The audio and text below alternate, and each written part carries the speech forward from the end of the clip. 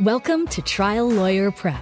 What if you could hang out with trial lawyers and jury consultants? Ask them about connecting with clients and juries more effectively. Then take strategies, tactics, and insights to increase your success.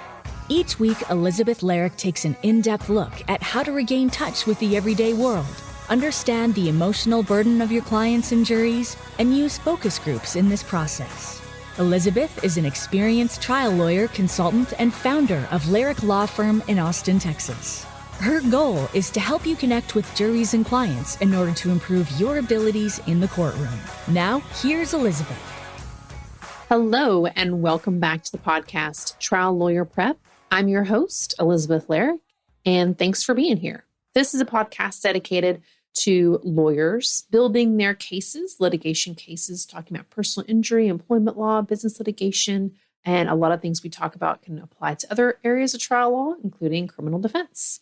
And we've spent some time over the past couple of episodes talking about virtual focus groups.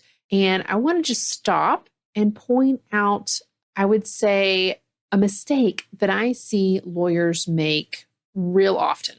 And the reason why I see this is because people come to me for focus groups, for developing for trial, getting ready for maybe a big mediation, or when I'm talking to lawyers, just casually, networking events or whatever, we're talking about focus groups. And what I will hear are these assumptions, right? Oh, it's all very straightforward. We don't need a focus group. This is all very clear, or this is all on video, so it's very clear liability. Or, we have got, those gross negligent facts, those punitive facts, we've got that in the bag, not even worried about that. Jury's going to give up just, dumb money on this thing. And I think that when we make those assumptions, we are really far from reality, because unless you've done focus groups, we just don't know what jurors think. And we're taking this huge risk. And what I don't want you to do, listener, is to make the same mistake, because what happens is we begin to overestimate pieces of evidence that we think make it all very clear. Oh, this is just super clear. Now, of course, we're using our lawyer eyes and not non-lawyer eyes, right? Focus groups, potential jurors, to make these assumptions. And the objection that I hear a lot of times when I talk about this is like, well, you might not know 100% that is straightforward, is, well, listen, we're making an educated guess. I'm a very experienced lawyer. And, there's these recent jury verdicts that support all of this. And what I always say is, you can't entirely base your assumptions based off of experience or recent jury verdicts unless it was yours, right? Unless you were there every day to know what the jury heard, how they heard it, and how things happened every day at trial. I mean, it's very difficult. There's not a lot of research on how jurors make their decisions, okay? So that's why we do jury research, so that we don't walk in knowing or overestimating. And so in my experience, right, over 1,000 focus groups, it's really never as clear as you think it is, because we think like lawyers. Right. So we're thinking through the elements. We're thinking through rules of evidence. Oh, this is super clear. However, right, non-lawyers will think of 1,000 other things that make it unclear. And so what is happening more and more, when we think about overestimating on pieces of evidence, like what I'm seeing more and more are, we have things on video, right? We have our crashes on video, or we have surveillance video. We have some things that are video, and that's, jurors expect that we should have all this, video stuff. But so what I want to talk about are 3 really recent examples where it was not as clear. We came in, right? Lawyer came in thinking, this seems really clear, but I'm going to trial, so it must not be that clear, because they're willing to roll the dice. I don't want to take the risk of not knowing. So in that particular case, we had a rear end collision where an 18-wheeler going down the highway and last minute, jerks the wheel, but hits the back end of a dump truck going 62 miles an hour. Of course, that's all on the video, right? So let's take it back and just think, if we just have a video, right? And that's all that we can see, we don't hear anything. And just based on that video, right? People are, hey, why didn't that car get out of the way, right? Why didn't they should have seen that huge dump, that 18-wheeler coming. They were just going way too slow. What were they doing in there? They must not have been paying attention. So just based on this super clear video, they were still going to tag, right, some responsibility on the plaintiff.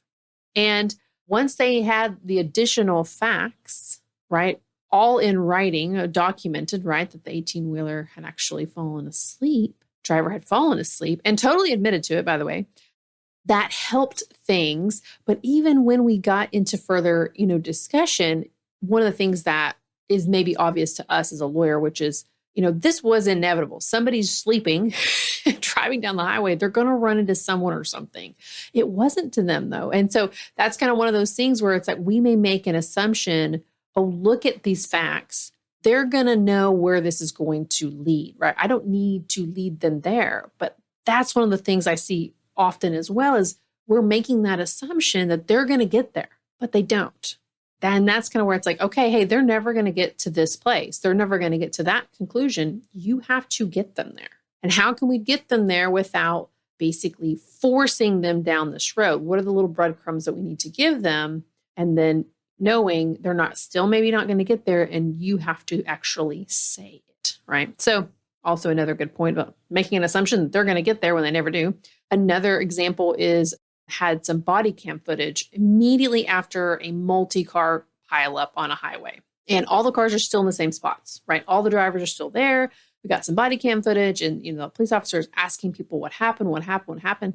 And in the video footage, even the main car or vehicle responsible says, you know what? I was answering the phone. I was on a phone call. So I was doing 2 phone calls at once, and, didn't stop in time. Tried to. And then our, plaintiff is like, yep, saw the 18-wheeler and they crashed right into me. Couldn't stop, ran right into me. And then the next vehicle they just had pictures of, and they just said, you know what? It's all of them. We're not really sure. We're just going to put fault on everybody. Even though we had it basically like a confession, right? It was not clear to them, right? They needed more information, more input. And again, last example here is recently, again, we had some video footage of a collision at night. Now, these are always a little bit more challenging because the videos themselves are difficult to see. Like, you just really can't see anything. And that's really what happened. Was what felt like fairly clear. And again, this is us, as a moderator pointing out, okay, look here on the screen, it still was not very clear to them. And of course, they blamed both when they're confused. And even when we added information, meaning we gave them more facts about, okay, here's what the computer data revealed out of each vehicle, 20 miles an hour over here, 85 miles an hour over here, right? We still had this, kind of confusion and blame all around. So it's not as clear as you think it is. And so while it feels great, we have pictures, we have videos, it's not necessarily this magic wand that we get to wave that makes it super easy to meet what the jury wants to see. So we may be meeting our evidentiary burden, maybe clear to the judge. Maybe we can make an assumption about that too. But really, we don't want to be assuming or overestimating what the jury is going to think. Again, going back into what is our non-lawyer experience? Well, they're watching videos and they're short, right? All our videos are generally longer than we ever want them to be, but they're watching TikTok videos or watching videos on Facebook, anywhere. Even short news videos, right? They're all very, very short, sweet, to the point, and they get there. And so they don't have to do a lot of heavy lifting. And so when it may be clear to our lawyer minds, it's not always going to be super clear to them because that's not their necessary background. And that's why we say, while it feels very clear, what the jury wants to hear and see is always a little bit of a moving target. So that's why jury research is so important. And my 3 examples that we talked about, we didn't talk about damages, right? And causation, which is another sometimes place where we can skip ahead. Like if the pictures look really gruesome, maybe they're injury pictures, maybe they're vehicle pictures, right? Then, we sometimes feel like, oh, they're going to get there. The causation won't be a problem. But I'm still seeing, we still need to step by step that mechanism of injury because it's not as clear as they think, and they'll hang their hat on something else, right? So again, when we have this risk, where I see it playing out is when I have the ability to see some of our demand letters or our mediations that we're doing. And we're making a lot of assumptions in there. And that's very easy then for the counterpart or the other side to be like, yeah, no, right? Because again, they're seeing it from a different set of eyes. They're like, yeah, no, this is not super clear, right? That's why we're willing to roll the dice and go to trial. Like these 3 examples, right? These are all examples that they're going to trial. Like this was not a, hey, this is a case prep. These were trial preparation focus groups because it was like, what? This seems so abundantly clear. What are we missing? And that's what I want you to be thinking from the very early on, right? What are we missing right now? Before we go take these depositions, let's play these videos and figure out what is missing, what is unclear, what are they thinking, what are they taking away from these things, and what are this place where maybe we need to breadcrumb and get them to their conclusion, right? That we want them to. That's there, but maybe, takes a couple extra leaps with more facts. So I don't want you to take this risk, right? I don't want you to make this mistake because we could spend some dollars now on jury research, right? Doing some virtual focus groups to avoid spending thousands on our trial and losing, right? That huge risk when we could just figure out what's missing, what overestimates am I making? And we also can end up making a lot of communication mistakes when we do that, right? So the way we may talk about how clear it is, and then we're overestimating, and then they see it and it's not as clear. There's a huge mismatch. And we really don't want that for you when you go to jury and like, wait a second, that's not clear. That allows them to pick you apart. And we don't want them to happen, right? So we don't want to overestimate. We want to have that any language we're using matching up and connecting with where they are. So you're going to know what questions they're going to have, and then you can answer them.